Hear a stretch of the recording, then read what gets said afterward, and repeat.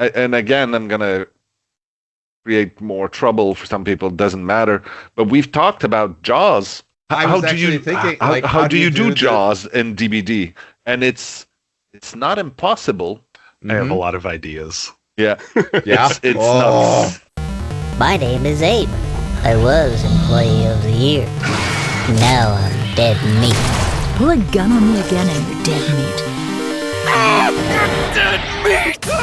You might actually beat me. You really think so? Hell no. You're dead meat. hi. How are you? It's a big week for you over at Dead by It's been Daylight. busy. Yeah. I'm here with Matthew Cote, who is the head of partnerships at Behavior and game director on Dead by Yeah. Daylight. You've been there for so long. You've been there Yeah. since Naughty Well, Bear yeah. days, no? Yeah. That is correct. I was on the Naughty Bear team. Thank you very much for reminding me. It's one of my most fond memories of working at Behavior. That and Dead by Daylight, of course. But yeah, I was on the original crew. Well, that's where Dead by Daylight kind of originated, right? It was a To multiplayer a certain mode? extent, yeah, yes, you're right. The closest thing to an ancestor to Dead by Daylight was in one of the multiplayer modes in a Naughty Bear game. And on top of that, when we started Dead by Daylight, the core, like 5 or 6 people that we put together to start, was me as a producer. There was Ash Panel, who was the creative director, Dave Richard, Philip Ivanovic, Fred Poirier. There's a couple of people, and all of these names are in the credits of Naughty Bear. Like we were literally putting the band back together. We've got Jason, and I want to say Guzo, I last name, because I have a weird Guzzo. last name. So Guzo. I mean, if you want to thank do you. it if you want to do it proper Italian, it's Guzzo. But much like you, I grew up pronouncing it Guzzo because we're Italian immigrants and Canadian people could not pronounce Guzzo Yes. in the 50s. This is great. We've got all these international names and hanging Yeah. out here. This is great. I have a fun little fact. My older brother worked on Naughty Bear. Really? Oh, wow. And he was I think he was doing UI at the time. Jason, you're the gameplay designer, aka the killer designer. That's and you've been right. there about just over 2 years now, maybe 3 years. Yeah, 2.5 years. Right. Early 2023. You started with a bang, though, right? I started by being thrown to the lion's den because I needed to jump in head first, and it was fun. What was your first one? My first killer was Chucky. Oh, it's so good. He's very fun. So Oh, kudos. thank you so much. Yeah, Very good. I've gotten really lucky when it comes to who's landed on my desk and for killers. I also did Dracula, so Oh, very nice. I have not played Dracula yet. It's the Castlevania crossover. Yeah. I mean, first of all, congratulations on was it 9 years now of Dead by Daylight? Yeah. Well, for me, it's been a little longer than that because I started at the very, very beginning. But yeah, the game has been live now for 9 years and change. I mean, I just have to ask, because there's so many other asymmetrical horror that has been, I mean, they've been dropping like flies, honestly, and you are still here. What is your magic? What's your secret sauce? What do you think? It's hard to say. I could name about 12 things, and probably all of them are a little bit true. I think that one of the key things is the uncertainty, and also the fact that it's a phrase that we repeat often, but we embrace the chaos, right? Oh yeah. The game is still fun years and years later because whenever you play it, stuff is going to happen that you didn't think was going to happen, and then you'll have something to talk about with your friends afterwards going, oh my God, I played a match yesterday. You'll never believe what happened, right? And that is one key part of the magic of Dead by Daylight. There are many others, but I think that's probably the linchpin of the whole thing, is the fact that unexpected things happen all the time. We keep surprising people, and we keep breaking the game. Every time we release something, we make sure that whatever strategies you had, you probably need to change them a bit because they're not going to work against this one. I mean, yeah, that goes to, you guys have been innovating and constantly rebalancing updates, all that, like, you are there, you're very prevalent, and you listen to your community. quite a bit. Try, yeah. But that's a tricky bit because the community, that term is very misleading in the sense that there is no such thing as the DBD community. It's for you, because you play the game, it's the 100 or 1,000 of so people that you interact with on a daily basis. It's the people that you play with. It's the subreddits you visit. It's the forums you go to. It's the content creators you watch. For other people, it's a completely different group of 1,000 people or 100 people. And for them, it's in Brazilian Portuguese, and all of it is around that. And their concerns today and the perks that they love are not the same, and the meta is different for them. And it's the same for Japan, and it's the same in, Poland.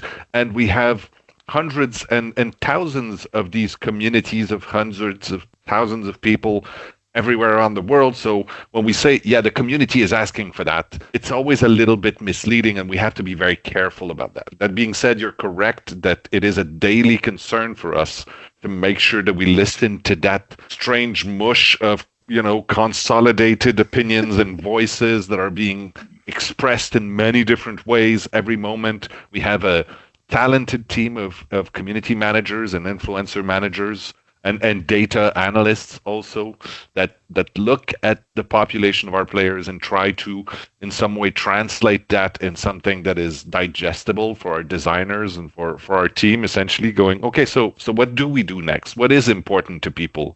How do we shock and surprise and entertain people tomorrow? It's amazing. You have even, I heard there's a design by committee initiative that you're starting now. It's funny that you call it that, because that's an expression to me that is that signifies so many things that are wrong in the way we do games. Oftentimes, design by committee is one of the worst things. It is. Yes, it's terrible. Wondering. But because movies by committee are always great when you make a movie by committee. Yeah, of course. But that's exactly what we're doing. Nonetheless, we're just not calling it that. That's not exactly it, because it's much more based off of those choose your own adventure books.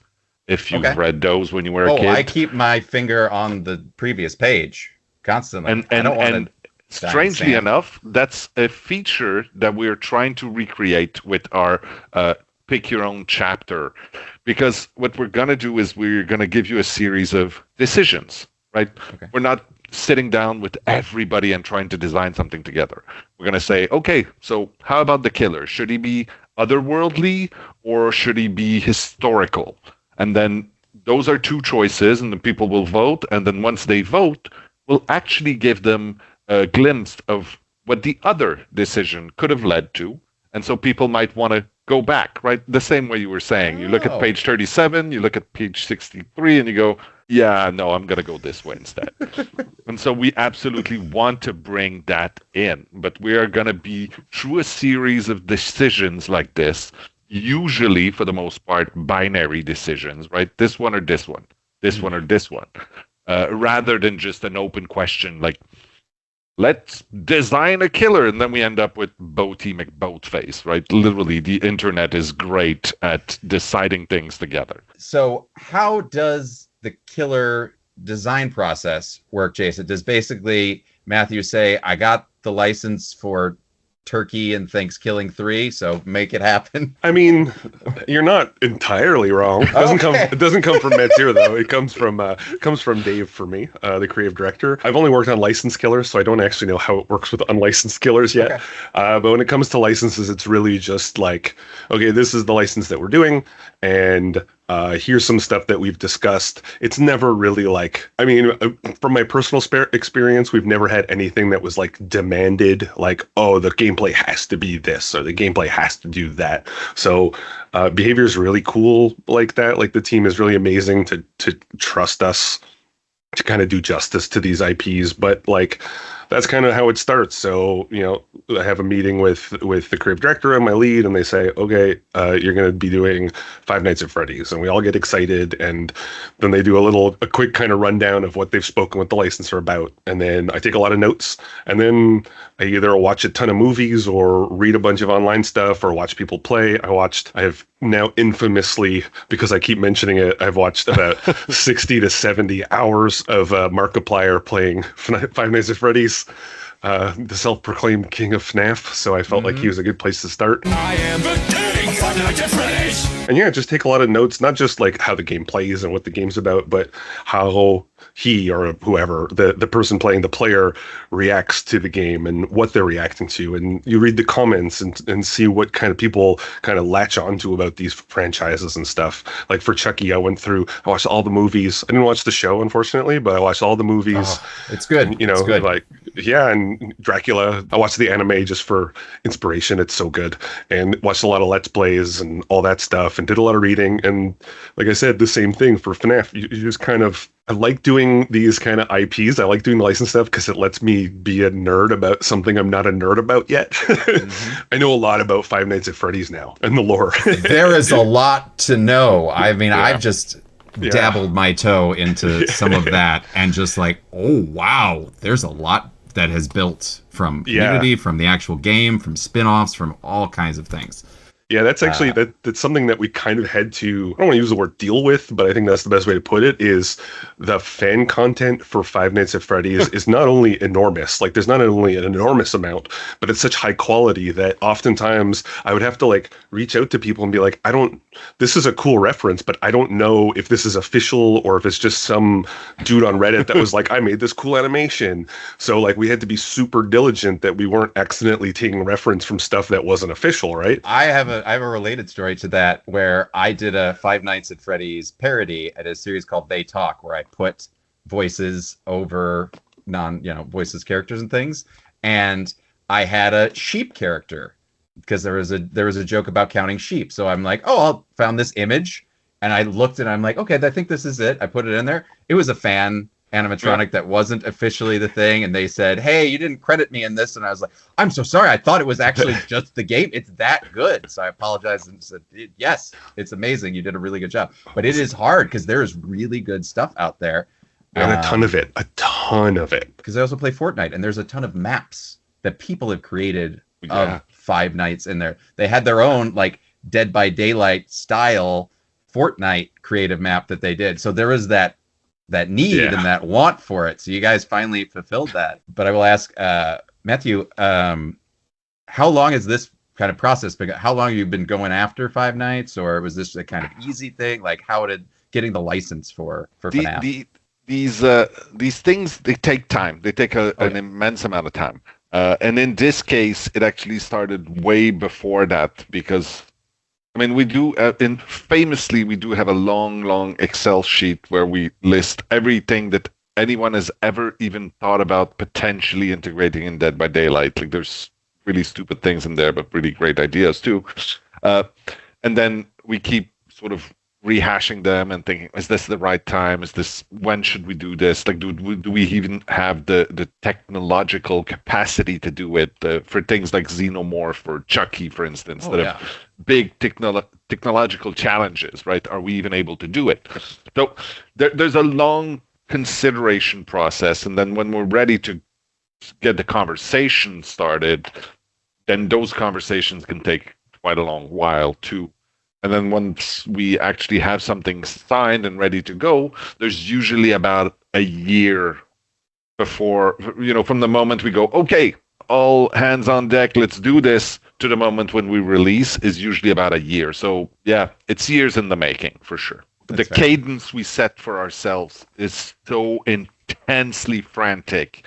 There is no fat to trim there. Like, there is no luxury of working for a month on something and then going, oh well, that's going to the garbage, or as many people often suspect, like, oh, we're just going to reskin it and do something else with it, right? Like, we release something and people go, oh, I'm sure they wanted to do this one, but they just changed it. And like, no, that's what we intended to do. It has happened in the past that, like, oh, we know it should absolutely release at this moment because movie's coming, or because of this, or because our calendar says it should be at this moment, and we're pretty much there in negotiations. There's just lawyers sort of throwing words at each other for hours until we can figure it out, and we're like, pretty much a done deal, okay, let's get going. But that's ridiculously uncomfortable and to be avoided, like COVID. That's right. Yeah, we don't want that. With this one, then, particularly, was this the year timeline, or you'd been kind of chasing Five Nights a little longer? Yeah, from the moment it was signed and secure and everybody was ready to go, it was about a year until we released. And before that, there were months and months of conversations and negotiations. I mean, the first few words exchanged usually are, first of all, are you interested? Like, do you think this could be cool on your side, right?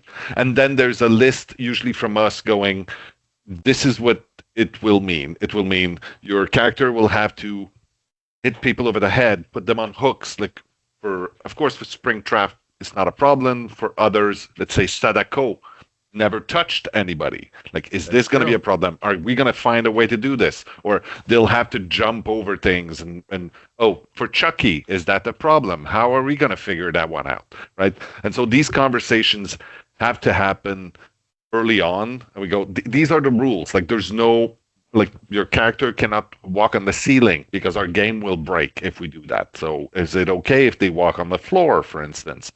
Is it okay for your characters to chase Ash Williams or Laurie Strode? Some people might not want to mix with others. You know, there's a type of licensor which handles like a catalog of things, and they're not personally involved. They just like represent someone else, and they have guidelines, and that's it. And they tend to leave us alone, but we have less leeway, right? We have to do representations of exactly what is in the thing, and then we leave it at that. And then there are others where we are talking directly with the owners and the creators, and it tends to be much more exciting conversations for us because it's, you know, first of all, you're talking with creators that are doing something that for the most part we're fan of. Talking to the people who created Silent Hill, for instance, fucking mind-blowing, right? It's really cool. They are the people that made us want to make video games for the most part. So it's kind of a dream come true. Or talking to the people in charge of the Saw franchise. They own the whole thing, and they're like, you know what? If you want to make a pig that's blighted and all screwed up, yeah, sure, do it. That's cool.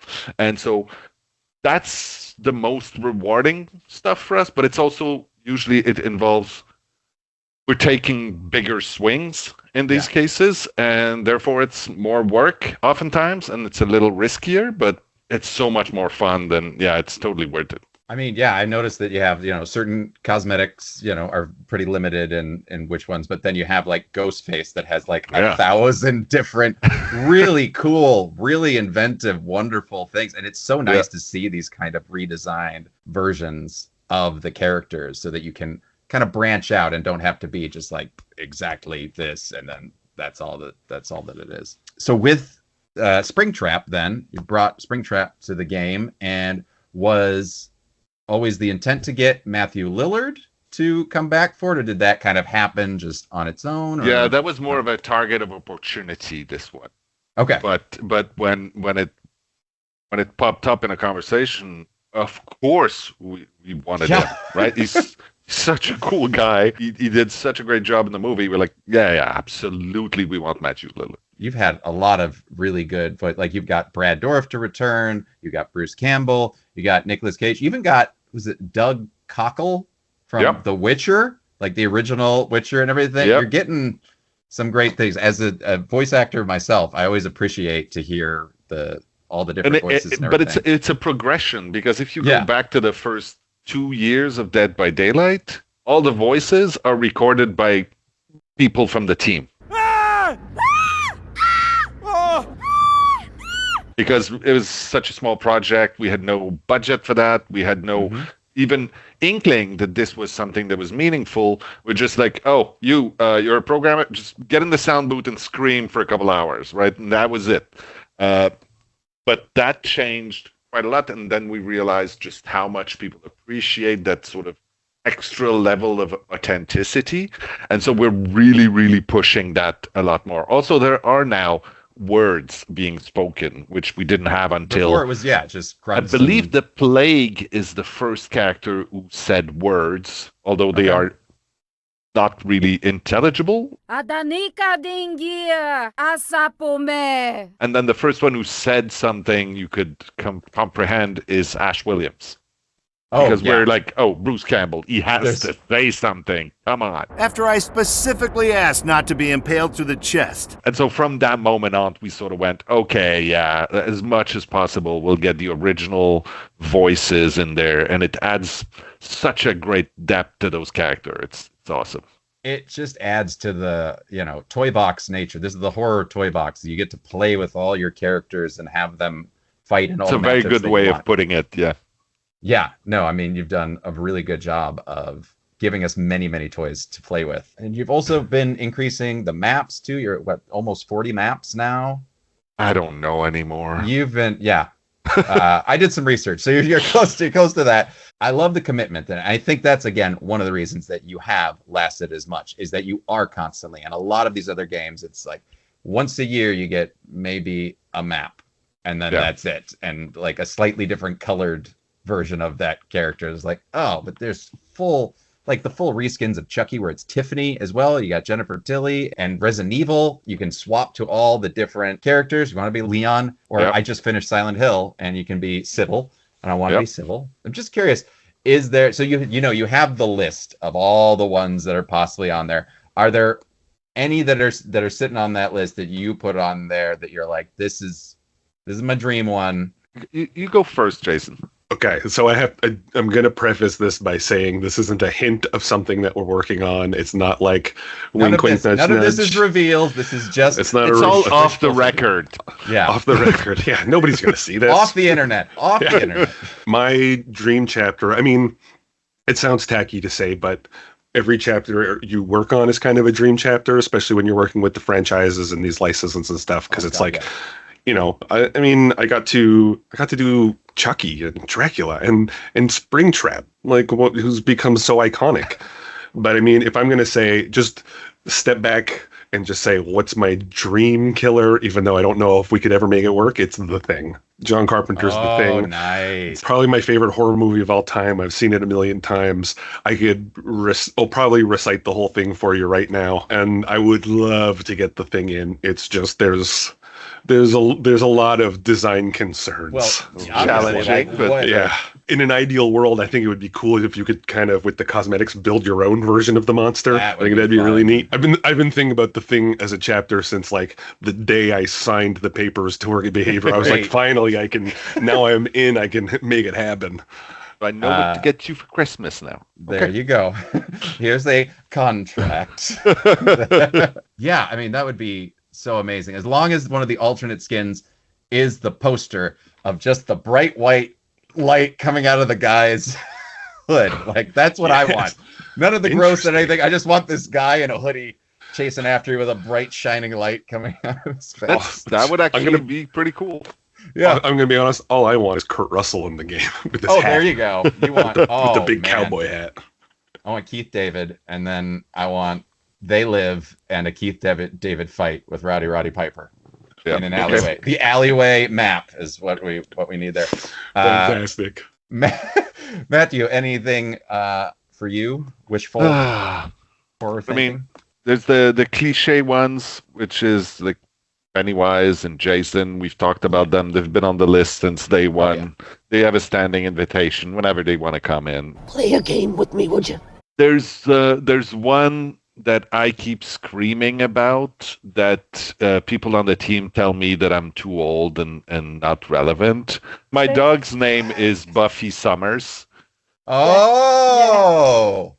Hey, just putting it out there. Reboot's happening. I know. Synergy. But I'm an old school, but yeah, I get it. Yeah. Oh, wow. That would be actually, and my cat's name is Agent Dale Cooper. So it could be Twin Peaks. Who knows? That's fair. I mean, you got Silent Hill there. It's got the Twin Peaks vibes a little bit in there. A little bit. But you got your damn fine coffee perk. Yeah. But as far as the top one, like, it's funny because 5 years ago I talked a lot about the Cenobite and Pinhead, which I thought was needed because it's a classic of horror and visually it's iconic. And now he's in.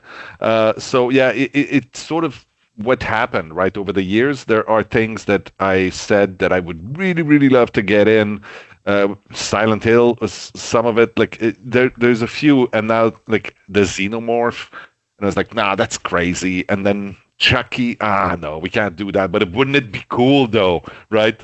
And it is. Turns out it actually is really cool. The one thing I'd say, and I've said this a few times, but anything by Stephen King, actually, I'd take Stephen King himself. That would be fun to have Stephen King in the game. I mean, As- you added as a Nicolas killer. Cage But that's it. out of And nowhere. it would be absolutely on brand because Stephen King puts himself in his work often. And so, yeah, he could step into the world of the entity seamlessly. Oh, absolutely. That would be so much fun. It's just that's what's so great. next time you have brunch with him, just let him know. Oh yeah, me and Steven having brunch all the time. And then he writes a little short story on his napkin while we're eating, and then he publishes it and makes $1 million. And that's how he pays for brunch. You have so much. You have all these franchise characters that we're all excited about, but you have so many original characters too that are really good. And we were saying the thing, like I get a little bit of that vibe from The Unknown in some ways. That one still, just that design freaks me out with he has like these little twitches that he just does. It's just like the bones are not working right, and it's just like these little nervous twitches. And then his little venom shooter is horrible. It's just all of these things. Like I'm just like, oh, good work. But they stand next to all these, and you're creating all these new killers. That's incredible to me. And I know, Jason, you haven't gotten to work on any of the original. You have someone separate that works on the original. Or like, how does an original kind of come about rather than the partnership? I mean, we have the 3 killer designers on the team, and we just kind of rotate. And the schedule has just worked out that I've been on the licenses so far. It's nothing. It's not a specialty where it's like, oh, Jay does the licenses, so and so does the originals. That's just how the schedule's worked out. So then, is it like a kind of a pitch system of like that? It's now your turn to do an original. Do you come up with some, or is there a team that's coming up with that, and then you're just working on the gameplay aspect? Like, how does the design of that original? In terms of originals, I mean, I've been kind of involved, obviously, as a team. We discuss and brainstorm and stuff, but really it's kind of similar in that it comes from creative. It comes from like the creative director. It says, oh, the next one is going to be for, Unknown. They kind of said like, oh, it's going to be analog horror, like thematically, and we want to kind of maintain that kind of vibe. And it's a little bit looser, obviously, because you're not talking to a licensor who has kind of needs like Springtrap can't be a snowman kind of thing. You know what I mean? Like licensors will have their own needs, whereas when we're doing original stuff, it's really just from what I have seen anyway, like creative tries to keep it as loose as possible to allow us to kind of flex those design muscles. Like I said, Behavior's really cool because they really put a lot of trust into not just us, the designers, but the teams in general, and just says like, here's our idea. This is what we think is going to work. Here's kind of your broad kind of strokes. Go nuts. Show us what you can do. And it's awesome. It's the coolest job, man. I mean, it's interesting that you mentioned that because it's something that I've noticed in my years at Behavior. There's a tendency there, and as opposed to other video game developers I've worked at, but there's a tendency to you surround yourself with really smart people and then you leave them the fuck alone. It's kind of how we work on a lot of things. I mean, it's not perfect and it's not always the case, but as a general rule, you do it. It's sort of how we try to work, right? You get a lot of really smart people and you just go, yeah, do your thing. Yep. And then we'll figure it out as we go along. And you give them tools to succeed, and that's it. And it's served us well. That's amazing to hear. It seems like Behavior is doing pretty well in this industry. Yeah. It's been a ride. And you've also started doing some spin-offs and things with your original characters, like the Hooked on You dating sim. Hooked on You is one of my favorite things that we've ever done. So honestly, bizarre. And I'm just glad that you did it. That you're just, it's just you feel that creative spark of just like, what if this?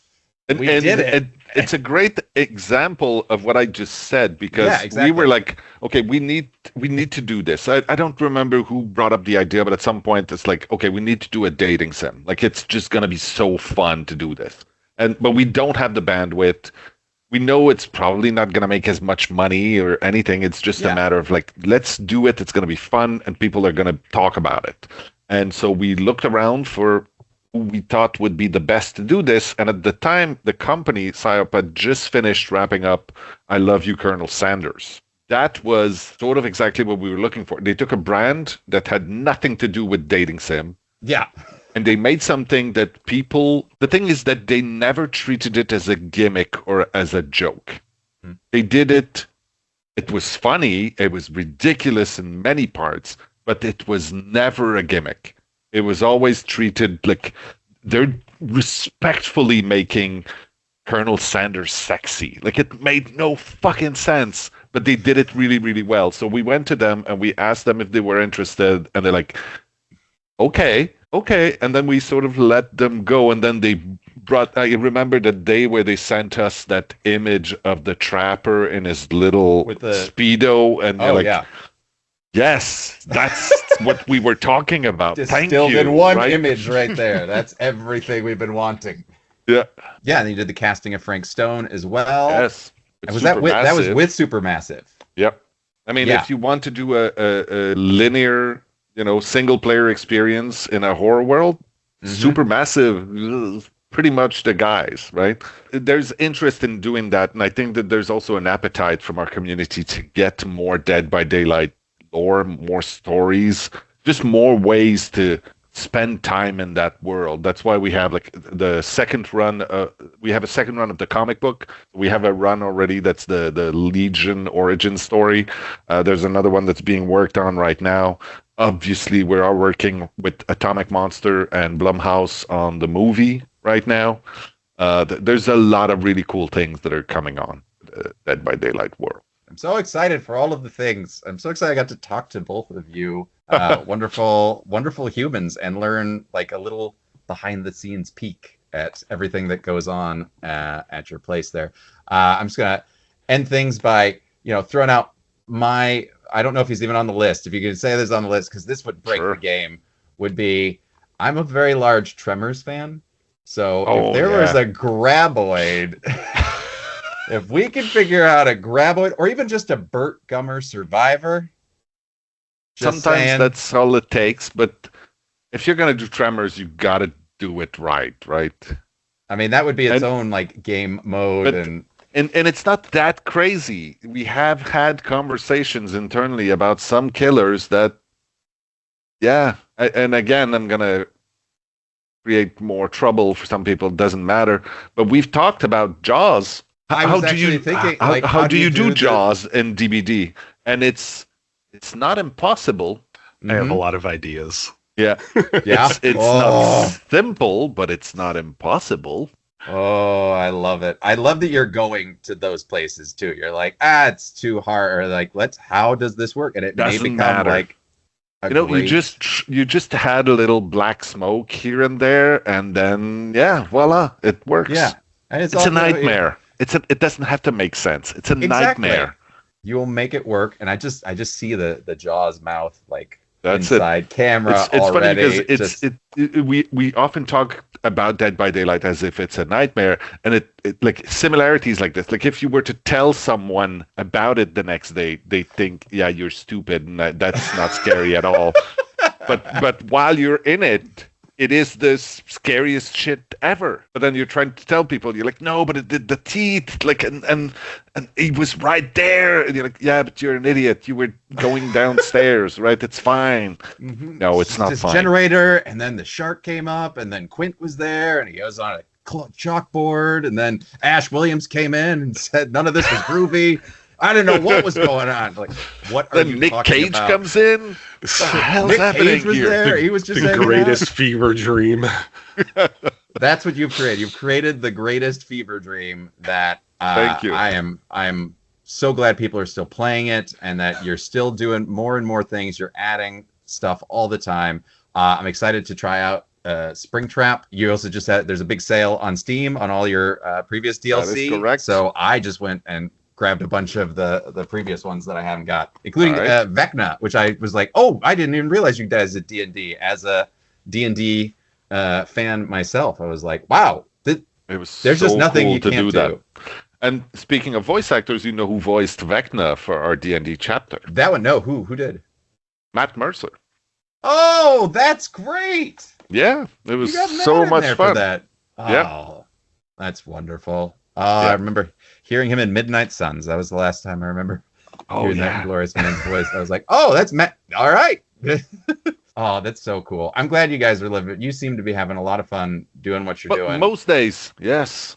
It's always, again, horror community is the best community. So much love from everyone's support. And, you know, as James says in all the ends of his videos, Be good people. people.